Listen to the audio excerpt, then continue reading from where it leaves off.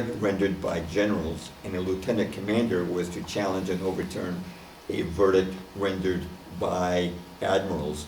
Now, during these new investigations, authorized by Roosevelt, under intense pressure, officers who testified against Washington reversed themselves.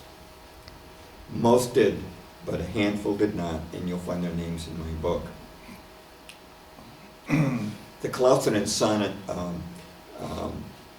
inquiries pleased Washington, and they gave their announcement. The joint Army-Navy announcement came on August the 29th, 1945. This is the very day that U.S. troops were entering Japan. The public was rejoicing, and nobody was likely to care about Pearl Harbor's origins. The War Secretary's report shifted the blame back to General Short while saying of General Marshall that, quote, throughout this matter, he acted with his usual great skill, energy, and efficiency. It admitted that the Army Pearl Harbor Board had criticized Marshall, but said that further investigation had determined this was completely unjustified. The Navy's statement again imputed guilt to Kimmel, while asserting that Washington had not been negligent in keeping him informed.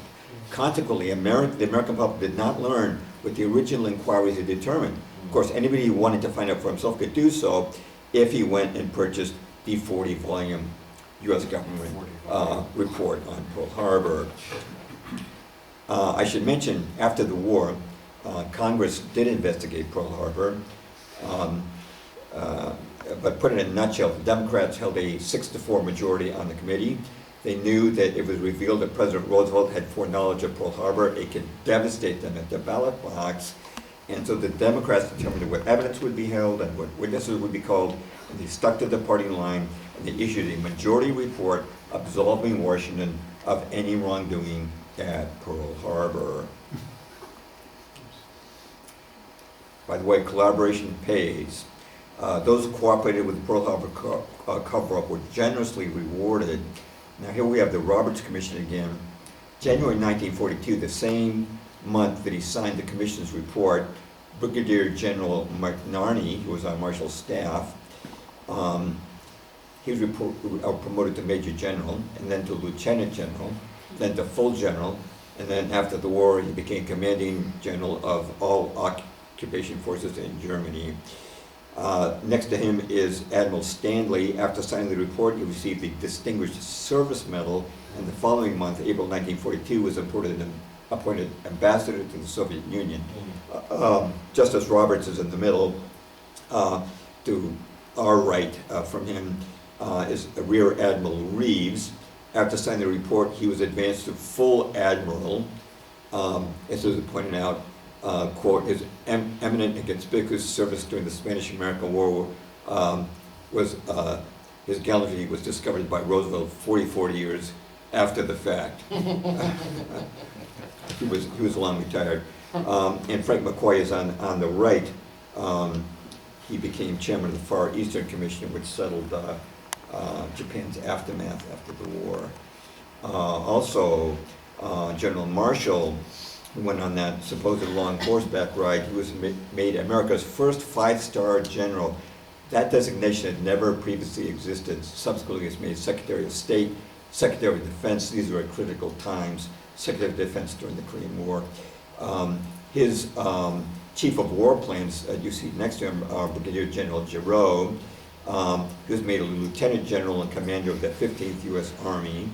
And Major Henry Clausen, who oversaw the inquiry that revamped the findings of the Army Pearl Harbor Board. He went to spend 16 years as the Sovereign Grand Commander of the Scottish Rite in the Southern Jurisdiction. In other words, he became the highest ranking Freemason in America. Now, given that President Roosevelt was a 32nd degree Mason and General Marshall was also a Freemason, it's perhaps not surprising that Clausen's report absolved Roosevelt and Marshall of any wrongdoing. Secretary of State Cordell Hull, who also cooperated in the cover-up, received the 1945 Nobel Peace Prize. But as to the men who sought to tell the truth about Pearl Harbor, who I enumerate in my articles and books, their careers did not advance if they're a captain, they just stayed a captain. Now, over the decades, many investigators have uncovered the truth.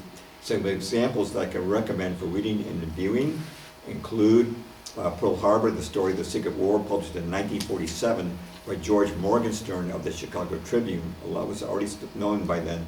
Another is The Final Secret of Pearl Harbor, the Washington Contribution, published in 1954 by Rear Admiral Robert A. Theobald, who was in Pearl Harbor commanding destroyers on the day of the attack. Then in 1955, you have Admiral Kimmel's story. Admiral Kimmel, of course, the Pacific Fleet commander.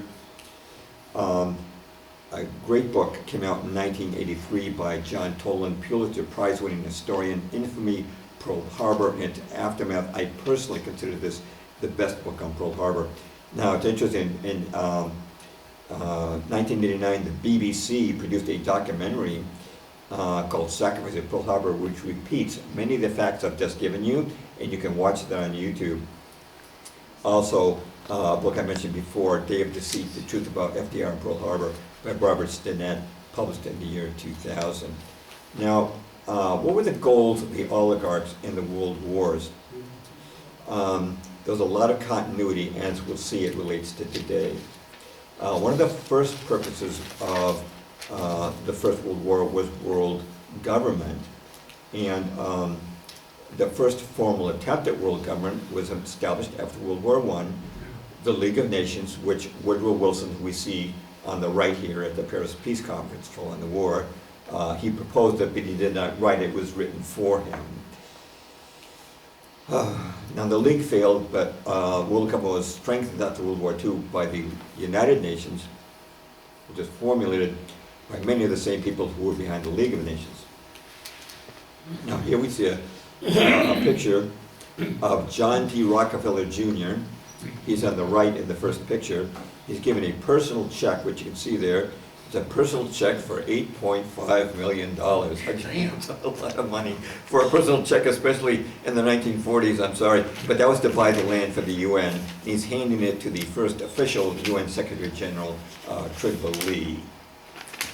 Now let's connect that to today. Today we see that Klaus Schwab's World Economic Forum is pushing relentlessly for world government through global currency, global digital ID, global unity to combat climate change, so-called, and the World Health Organization demanding a pandemic treaty that would enable them to override all national constitutions. It could presumably be fulfilled by a third world war in the form of an all-powerful world government. How about communism? World War I established the first Soviet state, the first communist state, the Soviet Union. World War II expanded communism into China in Eastern Europe. Now, I'm sure you've seen the mottos of the World Economic Forum. Welcome to 2030, I own nothing, have no privacy, life has never been better. The world could change by 2030, you'll own nothing and you'll be happy. That's right. Here's what Klaus Schwab says. He says, property ownership is simply unsustainable. Now to give this added relevance, do you know what Karl Marx's definition of communism was? Here's what he said, quote, "The theory of communism may be summed up in one sentence: abolish all private property." That's exactly what the World Economic Forum is calling for. Right. Now, they won't use the word communism because that's got negative connotations now, but that's just semantics. What they're still talking about is communism, but of course you know that in practice, guys like Bill Gates and Klaus Schwab are not talking about taking away their private property, they're talking about your private property, That's right. getting rid of that. Another factor is, of course, Zionism.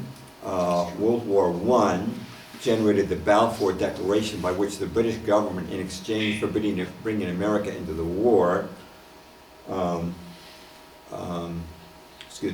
Britain's side, guaranteed Lord Walter Rothschild and the Zionist Federation that Britain would seize Palestine as a Jewish homeland, even though Britain had never been in Palestine. The Ottoman Turks had controlled Palestine for 400 years before that. Britain had no place there. World War II, of course, led to the actual establishment of the political state of Israel. World War III, if it may be biblical for a moment, would result, the evidence suggests, in the Antichrist reigning from a rebuilt temple in Jerusalem. David Ben-Gurion, the first prime minister of Israel, he was prime minister for the first 15 years, he predicted in a Look magazine in 1962 that Jerusalem would be the capital of the future world government. Every government has a capital, and world government is no exception. The unqualified support the United States has given Israel since its founding in 1948 can be certainly traced to this Zionist part of the globalist plan of world domination. Then, of course, there's profiteering, which we could add, the plundering of the people. During World War I, the bankers had an unprecedented opportunity to loot America. Now, prior to the declaration of war, J.P. Morgan and company loaned $2 billion to the Allies, so needless to say, they had a vested interest in an Allied victory. After the declaration of war, Americans were urged to fund the war by buying government bonds, what they call Liberty loans. You see the woman on the right holding her baby, she's begging for help, right? But the American public wasn't told this, but out of the first Liberty loan, $400 million went directly to J.P. Morgan and Company to satisfy them for debts owed them by Great Britain. Woodrow Wilson appointed Bernard Baruch to head the War Industry Board, whose function was purchasing munitions for the American military. After the war, Congress's Graham Committee conducted an extensive investigation that revealed the public had been defrauded out of billions of war-related items that were unnecessary or undelivered or never reduced. Often the companies would simply fold the money back into their own companies. The Graham Committee conducted 3 years of investigations and published a 21-volume report that proved that $6 billion was stolen from the public. Now, when the banksters took this plunder, American soldiers risked their lives on the front for $1 a day. That's how much they were paid in World War I, $1 a day. Now, the Graham Committee issued many indictments, but not a single banker or industrialist went to jail. I'm going to quote Ferdinand Lundberg, quote, "The basis for many prosecutions was laid by the Graham Committee, and there were many indictments of various minor figures, but there were no convictions. By November 1925, the last of the indictments was quashed." You won't even see an entry in Wikipedia today for the Graham Committee. It's been flushed down what Orwell called a memory hole. It doesn't exist on Wikipedia. As to World War II, there was more war profiteering, but this time they allowed no congressional investigation. And you could be sure it would continue into World War III. It would be business as usual. As they say, the rich get richer and the poor get poorer. Another thing is the destruction of civil liberties. During World War I, civil liberties were crushed when Congress passed the Espionage of 1917. Now, an interesting thing about the Espionage of 1917, no spy was ever arrested as a result of, or found as a result of that act. But many people were sentenced up to 20 years in prison for simply opposing the war. A similar process happened during World War II with what they call the Great Sedition Trial, and of course the confining of American citizens of Japanese descent to internment camps. But today it's worse than ever when people are being penalized on social media just for presenting alternative views, or jailed without due process, like the J6 people, even though they were just somewhere in the vicinity and they committed no crime and they've been given no due process. And our civil liberties have been progressively restricted by the Patriot Act following 9/11, then by the COVID lockdowns, and now by climate change restrictions. Every time there's a new normal, it takes away more freedom. After the Third World War, there probably would be no civil liberties. Well, that kind of completes my slides, but I still have a few comments. I won't need the lights, I don't think. You can, well, I guess you could put one light on because we don't need to light up the screen now. On the switch over there where you see the blue pieces of tape, just that just flip that light up, yeah, just give me a little more light. There you go.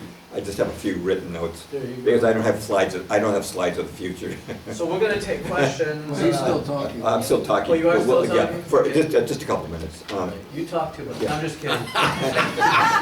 Just kidding. Actually, I haven't been talking too much. Well, we start a little bit late, I'll use it as I'm anticipating one question I might be asked today is this: if a world war came today, what form would it take, and what would be the false flag that would start it? And one thing I've learned is it's very, very dangerous to try and predict the future because there's so many variable things that can happen. And it's so much easier to be wrong than right when you trying to predict the future.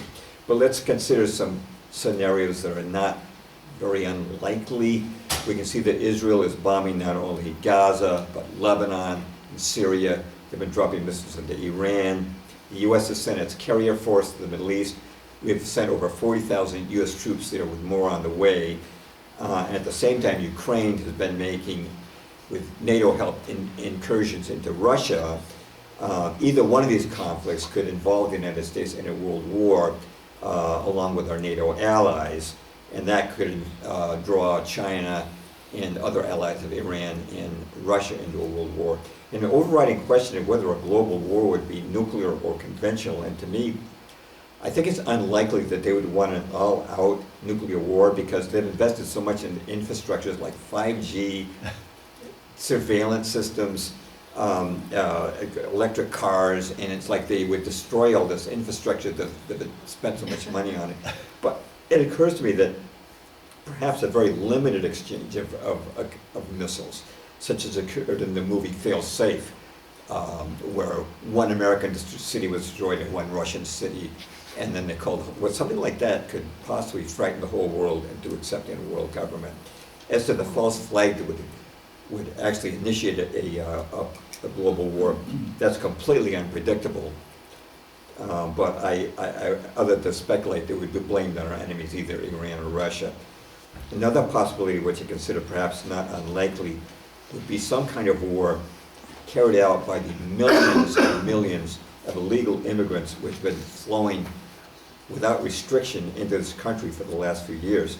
Now, most of you know, most of them are young men of military recruiting age, very few women, elderly, and children, and they constitute a virtual army. Now, there has to be a reason why this is being done. Now, in the event that Donald Trump was elected, I anticipate that a lot of blue state governors, like in my state we've got a lesbian governor, and ultra liberal named Maura Healey, it's Massachusetts, and what's her name? Wretched Hitler. Wretched Hitler, Hitler would probably refuse to cooperate with any attempts to extract illegal immigrants. And this could lead to like a civil war scenario. I would consider not unlikely that George Soros would send Antifa and Black Lives Matter back into the streets in solidarity with illegal immigrants and start burning down cities, just like they did after the George Floyd incident. If I was to suggest a false flag for this, it's only a guess, but the Zionists have been talking for a long time about rebuilding Solomon's temple in Jerusalem, and they very dubiously claim that this is built, it was built underneath the Al-Aqsa Mosque, which is one of the three holiest shrines of Islam, and they say the only way to do it would be to blow up that mosque. Now, if they blow up that mosque, it gets set off waves of violence by Muslim immigrants in Europe and here in America, and probably result in vengeful attacks on churches. And with so many troops overseas, in fact, I heard that after the Hurricane Helene, that George was actually sending, not all, but was, I don't know what the numbers, but they were sending National Guard troops to Poland to support Ukraine. Those guys should have been out helping flood victims, you know. I'm sure a lot of you heard about the lack of federal support from FEMA and National Guard units from Hurricane Helene. But in addition to that, Klaus Schwab has been talking about a cyber attack, and if we suddenly had a complete cyber attack and a supply chain shutdown combined with all this rioting going on, it could result in complete chaos. Another possibility, I suppose, is they might release another bioweapon like COVID, but I don't think they do that simultaneously to rioting, because lockdowns and rioting you can't do them simultaneously. But in short, if World War III happened, it could take many different forms, but all would have a pretty predictable end result, which would include depopulation, world government, and totalitarian control. I should mention that as John mentioned, sampling of my books are at the book table. Not all my books are there, but the one most relevant to today's discussion is called 13 Pieces of the Jigsaw. It has full chapters on Pearl Harbor and on the Lusitania. And also there's a concise, The Case Against Darwin, is a very concise follow-up to my book, Tornado in a Junkyard. COVID-19, The Agendas to Come, Red Pill, which was Amazon's #1 bestseller in respiratory diseases in 2020 for the first 2 months until they censored it without giving me a reason why. Also, you'll find there's a very small book published in 2022 called Missing Saints, Missing Miracles, written from an Orthodox Christian perspective. My most recent book, published this July, is also up there. It's called Exploding the Officialness of the Lincoln Assassination. That completes my talk, and we can open it up to questions.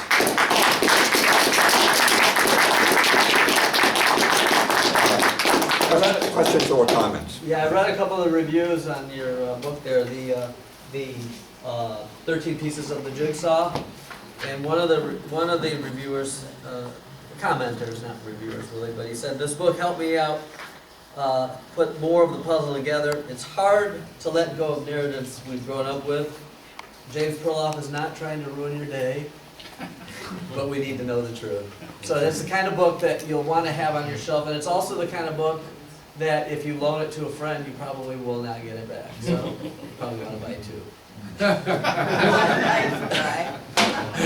And we have the inventory to cover. Yeah, first chapter is on the Spanish-American War. That's one thing you won't find. The talk today doesn't even scratch the surface of what's in the book, I can tell you that. And some of the other books that he mentioned, there's a common thread to all these books. They're just basically uncovering history that we've been deprived of knowing. The official myths of the Lincoln assassination, that's your most recent book. Just some really, amazing things in there that we've never heard of before. In fact, you think that the JFK thing is complicated, convoluted, and covered up and whatnot. The Lincoln thing is the Lincoln thing. It's just as bad. It's horrible, and so. If you even get a chance to just pick up the book back there and just read the back of it, just to get a brief synopsis of what's in there. But there are some very peculiar things that happened to Lincoln. And I don't know, one thing I didn't know, or I had forgotten, simultaneously, on the same day, a Booth accomplice, Lewis Powell, attempted to stab to death William Seward, the Secretary of State, on the very same day that happened. So the Booth's escape route was the only road that was not patrolled. When he was caught in a barn and killed, the orders were given not to kill him, take him alive, but the person who killed him was not court-martialed and he was let off. That was very interesting. Other little things like that. Yeah, like the fact that the bodyguard who was supposed to protect Lincoln deserted his post just 2 like when minutes the before the people- assassination. Yeah. And he went to a bar and boozed it up, and nothing ever happened to him. Yeah. And he actually remained on the presidential bodyguard detail after letting The Abraham Lincoln be assassinated. the box at the Ford's Theater, the presidential box, was modified to accommodate the murder. So on and so forth. It goes on. The other couple books. He's got a really good book. It may be old news, but it's really not old news because they can do it again. But there's a book that we've included in our package on the on the fraud of COVID-19 and the fake pandemic. We put together. I didn't bring one up here, but we put together a pack of 5 books. It's a 5-pack. We always fall short of a 6-pack because we're just like that. So anyway, we have a 5-pack, and these are books that you could buy on Amazon, and you'll probably get them for a little less, but not much. So the whole pack is $100, and we started out with 10, and we've already sold 2. We're down to 8. It would be nice to sell all 10 of those, 8 more to go, and then that'll help us pay for everything here. You take credit card? No. I mean, Who has $100? What, I don't know. You could write a check. Who has $100? Raise your hand. Okay, that was a trick question. You just gave yourself one. If there's no other way, we'll figure out something. I use checks. Can we Well, get 1 they- minute from James on JFK? On JFK? Why don't we do that during Q&A? Right. Well, I said that you can take IOUs, you can trust these people. That's true. Okay.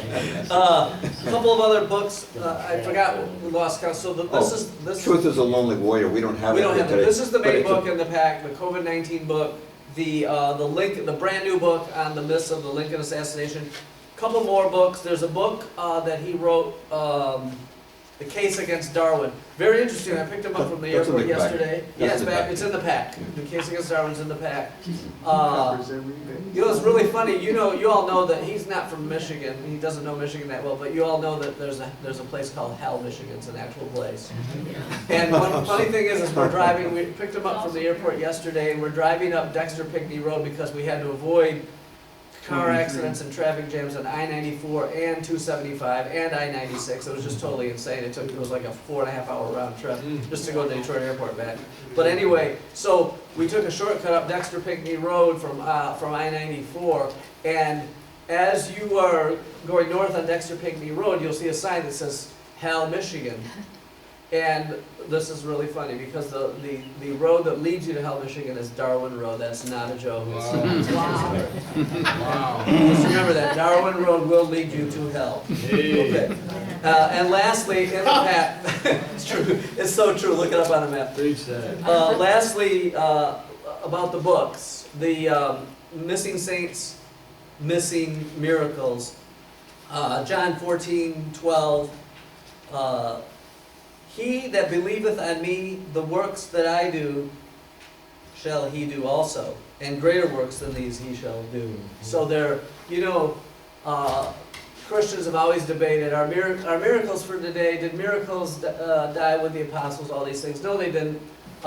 And James Perloff goes through a history, a Christian history, kind of a lost history of the miracles of many missing saints. Well, they're missing because we haven't heard about it. That's the only thing that makes them missing.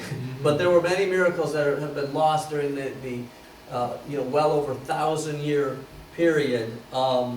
Give you a couple of little tidbits from the book. How many know that the cross Christ was crucified on was discovered after an excavation ordered by the Emperor Constantine? How it was identified, and how it was finally lost again more than 800 years later.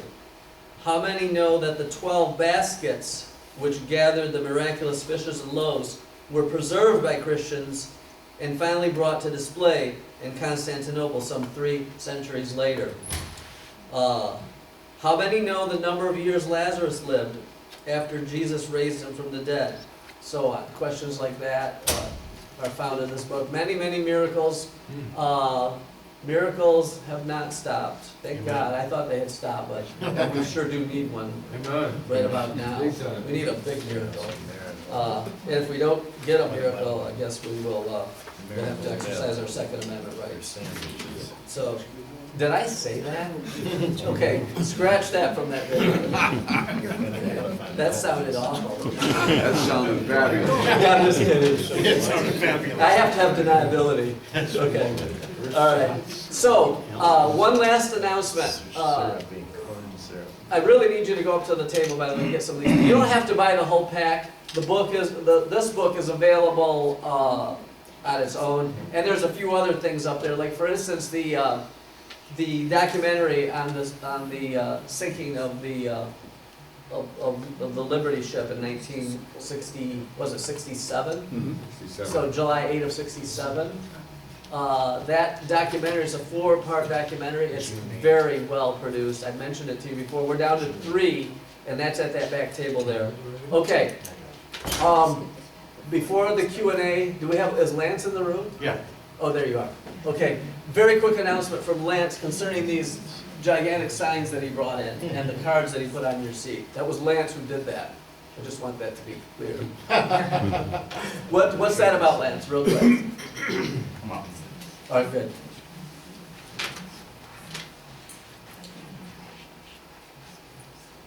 Good morning, white people.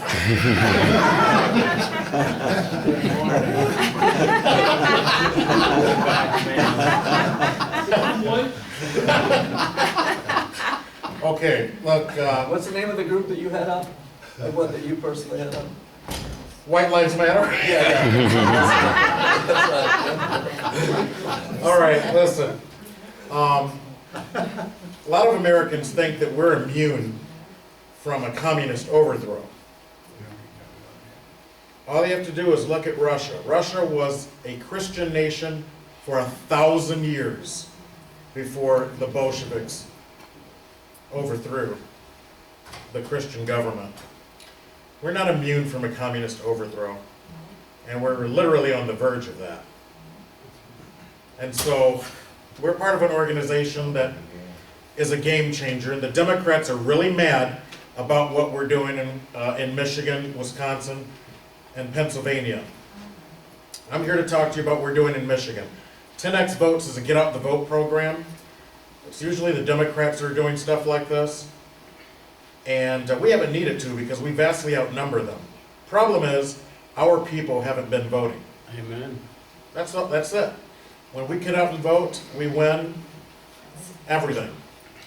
So what we've done is we've identified 1.7 million Republicans in Michigan who are mostly Christian, who haven't voted in 2 of the last 4 elections. So that's pretty pathetic. We've identified them and we've put them in our database here at 10xvotes.com. What we're asking you to do is to register on our website. You all have these cards on your seats. Take 30 seconds and register at this website, 10xvotes.com. It'll ask you how you found out about this. Type in my name, Lance, so my boss knows I've been out here working. It's very easy. Very easy. That's right. Thank you, Wendy. And once you have registered and entered the database, take the time to search for family, friends, neighbors, people from church, hunters, boaters that you know. Just type in their last name and search our database. If they're on the list, they haven't been voting. You'd be surprised at how many of your pastors and deacons, sisters and brothers and cousins have not been voting. We're asking you to click their name, claim them as your own, and we will remind you to remind them to vote. We don't need 1.7 million of these people to vote. That would be the entire list. We just need 5 or 10% of them to get off their butts and vote. If all of us get 10 people to vote, we win another landslide. Mr. Trump allegedly lost Michigan in 2020 by 150,000 votes. So if we have 30,000 of us in Michigan, from the Upper Peninsula down to southern Michigan, that's 300,000 potential votes we can activate for the entire Republican ticket. They're not perfect, but we need to turn out the vote for conservatives and Republicans, period, end of story. So I would encourage you to please take the time to register at 10xvotes.com, put my name in as the person who referred you, Lance. search our database, hold on, John. And another way to search our database is just type in the street on which you live. You can literally search the street on which you live, or any street in Michigan, and we'll show you the Republicans on that street who haven't been voting. And if you're struggling to find 10 folks to encourage to vote, that's a good way to find your 10, is to just search your own street. These aren't hostile people. So when you call or email or text them or knock on their door, I'm your neighbor and I'm just here to remind you and encourage you to vote this year. You won't be met with vitriol, and that's important to know. Because these are people that have been known Republican voters in the past. That's right. We've looked at 200 data points on these people, and there's an 85% chance when they show up at the polls or vote early, they're going to vote our way. These are our people. Yeah. This is a game changer. That's why Tucker Carlson's been talking about it, and Dan Bongino and others, and that's why the Democrats are so mad about it, because they know if we do our job and we participate in this election in this way from home, that we win a landslide. When Mr. Trump wins Michigan, it's over for them. So please help us achieve that goal. Any never Trumpers here? Cool, we got one. This program is exactly for you. Because we have an entire ticket of people to vote for. When you turn out conservative Christians to vote, they're gonna turn out people that vote your way. So whether Mr. Trump is on the ballot or not, you've got other people like Andrew Fink, Patrick O'Grady, who are running for the Supreme Court of Michigan. That's desperately important for us to win the Supreme Court. So even never-Trumpers can participate in this program. The rest of you, obviously, this is the way to go. This is how you can Let's help. throw one thing in there, Lance. Sure. You know, the legislature in Michigan was controlled by the Republicans for decades. Decades. Nearly 4 decades, since the Blanchard era. Blanchard, frankly, we wish we had a Democrat like Blanchard. We don't have that anymore. No, that's right. Okay, so here's the thing. You may have forgotten the 90s. We had some conservative legislators in Michigan, Margaret O'Connor, Deb Wyman, Alan Cropsey, so on and so forth. I can't remember more. There were more of them. Dave Jay. These are people that made it possible to homeschool in Michigan. They made it possible to have concealed carry. All these things were, just think back to the 80s. Nobody was homeschooling. There was no such thing as concealed carry. You had to go to a county board, mostly of Democrats who would, Sanhedrin. yeah, the Sanhedrin, who would say, well, no, you really don't need a gun. But I do need it. No, you don't need one. And that's how it used to be. People forgot how it used to be. It was very bad. And now, in 2022, the Democrats took back the House and they took back the Senate in Michigan. And that's critical to take control at least one of those houses, as important as getting even Trump elected, because That's right. these people are out. I'm telling you, they're going to outlaw homeschooling. They're going to come after. Already done it in California. They've already done it. They're going to come after the guns. They're going to come after the AR-15s. You know, crimes aren't committed by AR-15s. They're not going after the guns. Not that they should go after any guns, but they're coming after the guns that, frankly, white people depend on to That's defend right. themselves in the suburbs. That's what right. they're after. That's right. Nobody goes out committing crimes with AR-15s. We need AR-15s for when bad people come to our house. It's that simple. So they're going to come after the guns. They're going to come after the homeschooling. What else are they going to come after? The right to work laws are all going to be obliterated. All these things are going to change rapidly. These are very radical people. They are not these are not Blanchard Democrats. These are flat out Marxists. They're despicable, evil people, and they need to be stopped at all costs. That's right, and we are not immune from the communist takeover and the incursions that they've been making. That's right. Okay. So on please that- participate. Yes, and on that note, let's do some Q&A with our speaker today. Just stand up, and we're going to try something new. We used to have people line up, but stand up and just be really loud. Yeah. Yeah, go ahead. Just real quick, you talked about Speak the up, sec- please. Stand up. real quick, the security gaps, and do you have any insights with respect to this October 7th, what looked like a security gap in Gaza line? Definitely. I wrote a blog post on October the 7th, and it included 3 videos of former IDF soldiers who had worked on that wall between Gaza and Israel. And they said that there's no way a rabbit could cross that thing without drawing within 5 minutes all kinds of armored military vehicles. And they said there's no way that it would take several hours for a multiple Hamas operatives to cross over into Israel. This looks like a false flag, and look what they've been doing, so disproportionate, tens of thousands of children and elderly, half the buildings, at least in Gaza, totally destroyed with no hope for reconstruction. They want to destroy Gaza and make it part of Greater Israel. That's their plan. This looks like a planned event, a Pearl Harbor, if you will, a false flag. That would certainly be my opinion. Mossad does this kind of thing all the time. I mean, they plan these things very cleverly to make it look like they did it to us. So it was it Mossad that did JFK? Because he was against their nuclear program? You know, I've been impressed by things I've seen. You know, Mordecai Benunu was the Israeli whistleblower who was put in prison for 18 years by the Israelis. He finally released. When he came out, he says, wait until the Americans find out that Israel was behind the JFK assassination. Of course, Gaddafi said the same thing. And something that really stunned me, I was reading the reports of Hilaire de Berryer. Now, long before the internet started in 1958, he was one of the alternative media guys. He was former OSS, former CIA. They kicked him out. He's too conservative. And he had his own private newsletter to subscribers. In his September 1963 issue, which I have, he said that, the people don't know this, but the reason Ben-Gurion resigned as prime minister is because Kennedy would not support the nuclear weapons program. It says that Ben-Gurion was outraged at Kennedy. Kennedy had sent American planes flying over the Dimona nuclear plant, and there was Israeli rage over Kennedy. And this was something to read in September, published in September of 1963, not in hindsight, that Israel. And the first person to talk about this, I think, was probably Michael Collins Piper in his book, Final Judgment. And I wasn't so sure about that, but when I saw these other people, like Mordecai Benunu, saying the same thing, I was impressed that this did have something to do. Actually, Wikipedia, I don't know if it still says this would be a couple of years ago, but it says that David Ben-Gurion was obsessed with, that was the word they used, Wikipedia, was obsessed with Israel having nuclear weapons.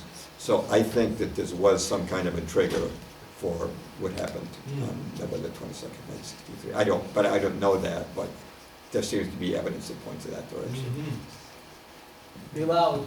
James, I'd be curious to know what your take is on this weather manipulation. What? Weather manipulation. What's your take on weather Definitely. As a matter of fact, we've been seeding clouds since World War II to make it rain. And Zbigniew Brzezinski wrote a book in 1970 called Between Two Ages. He talked about how weather control in 1970, what's that, 54 years ago, could be used to bring another nation to its knees through intensified storms and such. I'm certain that they have the technology, what they call HARP, to intensify, and I don't think they can create a hurricane, but I think they can intensify it. And I saw, this is interesting, just the other day, I saw a mainstream news article saying that Hurricane Milton had gone from a tropical storm to a Category 5 in 24 hours, and they said this has never happened before in recorded history, and they claimed it a climate change. Yeah. So I think they're trying to use weather modification not only to cause destruction, but also to justify their claim that eating meat instead of insects causes climate change, and we have to change our way of living and restrict our freedoms. I think it's part of the plan, for sure. They definitely would have the technology for that. They've had it for a long time. He says a lot. Who's next? Yeah. Hi, Lance. You mentioned that was a Supreme Court justice who headed up that commission, if I understood correctly, Yeah, that Owen Roberts. ended up with a 40-volume report. Right. Is there any precedent for a president appointing a Supreme Court justice to head up anything like that? And is there a problem, you think, if we do that in the future, with if the litigation comes out of the report that ends up being challenged up to the Supreme Court? And was he an active Supreme Court justice? Because it seems like that might cause a conflict. I don't think there's a precedent. Of course, the Chief Justice of the Supreme Court was Warren, headed up the Warren Commission for the Kennedy assassination. But I know for the sake of the Maine, it was a naval court of inquiry that looked into that. Britain chose Justice Mersey, and I don't know how he might compare to our Supreme Court. I don't think there was specifically a precedent of a Supreme Court justice. I think there's something new that, but Roosevelt was always tampering with things. He tried to enlarge the Supreme Court, which has been talked about today. He had a court packing scheme. He wanted to increase the number of Supreme Court justices during the 1930s because they were knocking down some of his socialist programs. So he wanted to have a bigger Supreme Court, which have his own appointees on it. So, but I don't know of a specific case prior to Pearl Harbor where a Supreme Court justice headed up a commission, an investigatory commission. Who's next? I'd like you to comment. Oh, go ahead. Yeah, I was just wondering, do you see any protest forthcoming after the presidential election, no matter who wins? Yeah, I would think so. I mean, I think that most people don't believe Kamala Harris really can win, despite what polls may say. She's obviously incompetent, and she's obviously has handlers. She's not, like Joe Biden, she's not making any decisions on her own. If she was to win, I think that, although they'd be careful to avoid a J6 type incident, that conservatives would react. But if Trump wins, would expect a very violent reaction from Black Lives Matter and Antifa. And So you think it's more likely that there could be violence if Trump wins? Definitely. I think so. Yeah, I think so, because the Trump supporters are not violent people. That's what I was Yeah. thinking myself. The J6ers you just brought up, a lot of them are being still held to this day, 3.5 years later, Right. without even being charged. Is that true? That's correct. That happened during the Civil War too. And you know, they passed in 1863 something called the Habeas Corpus Suspension Act, and tens of thousands of Americans were thrown in prison simply for opposing the war, and no due process, no charges brought, no trial. So this has been going on for a long time in the American government. It's been rotten for a long time. Do you think that, you know, there's expectation that there's going to be some new false flag that will get us into the Middle East conflict? That would be likely, because they need to motivate people and give them an excuse. So there would have to be somebody, Iran or Russia most likely. It could be North Korea, but Do more you- likely since. With the regards to husband- the United States involvement in a war in the Middle East, do you think it matters whether it's you know, Trump or who I call Kamala Harris? I think you know, Trump is very adamantly pro-Israel. You know, he's the only American celebrity, and this goes back before he's president, to make a Israeli television commercial advocating the election of Benjamin Netanyahu. I mean, he is really, really pro-Netanyahu, and I think he would involve us in war, but I think Harris would too. Harris is already, it's not Harris, but one of our top military commanders is already over there talking about having a war with Iran.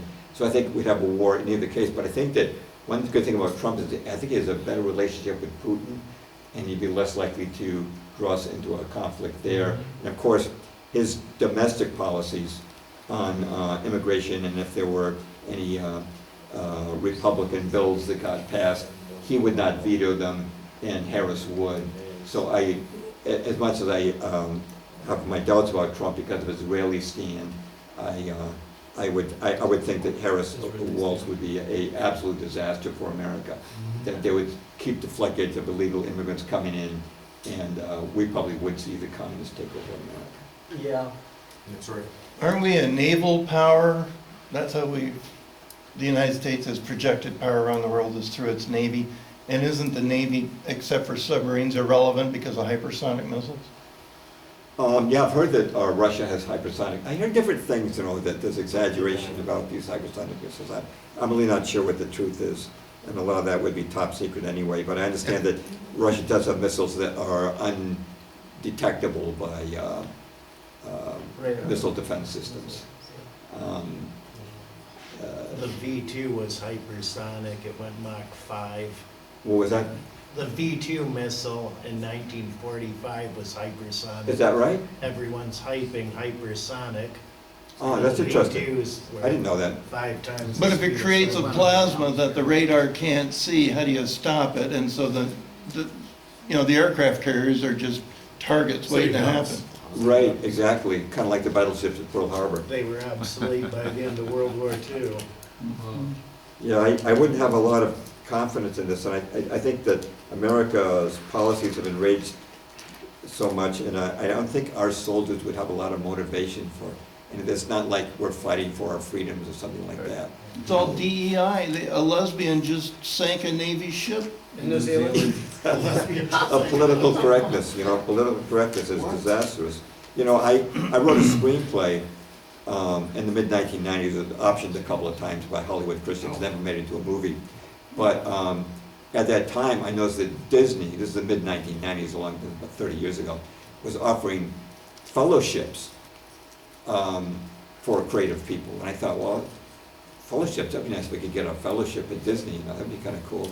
Then I found out Disney was not offering fellowships to any white males. You had to be either a woman or a minority group. But if you were white male, you were out, so I had no chance to get a fellowship. Just identify And as that, a but woman. that's 30 years ago, that's much worse now. Yeah. Much worse now. Go ahead. You mentioned the rebuilding of the temple in Jerusalem. Do you have any insights on that? Yeah, Dr. John Coleman, some people trust him, some don't. He wrote a book called The Committee of 300.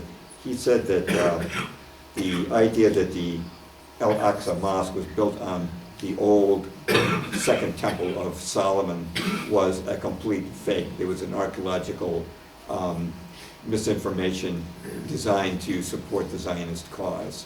You know, the Bible in 2 Thessalonians, Paul said, these things will not happen until I'm just paraphrasing, not quoting, but the man of lawlessness is revealed, and he sets himself in God's temple, pretending to be God.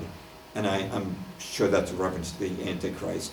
I think he's going to have a short reign there, and he will pretend to be Christ, coming for his 1,000-year millennial reign, but it will actually be the Antichrist coming for a rather short-term but disastrous reign of oppression on the earth. I don't know if I answered that question or not. I've read a lot about Smedley Butler. Oh, yeah. What was his run-up to World War II, kind of his line? He was against it. There's a video, it should still be on YouTube, of him talking about the dangers of our politicians bringing into us another world war. He turned so against war. I'm sure you know he wrote that, War is that a book. racket. Yeah, War's a Racket. And he explained how, you know, the United States invaded Mexico in 1914 allegedly because they arrested 8 of our sailors who were went into Tampico violating all kinds of regulations, and they kept them for less than a day, and no harm was done. But President Wilson demanded that Mexico fire a 21-gun salute on their soil to the American flag to show the repentance. And the Mexican president said no. Well, the problem was that Mexican president wanted to tax Standard Oil, which was plundering oil out of Mexico. So we invaded Veracruz, and Smedley Butler actually headed the lead Marine Division. And he said, no, that was not about saluting our flag. It had nothing to do with that. It was about oil. It's about the Standard Oil Company and regime changing, kicking out their president, replacing him with a new president who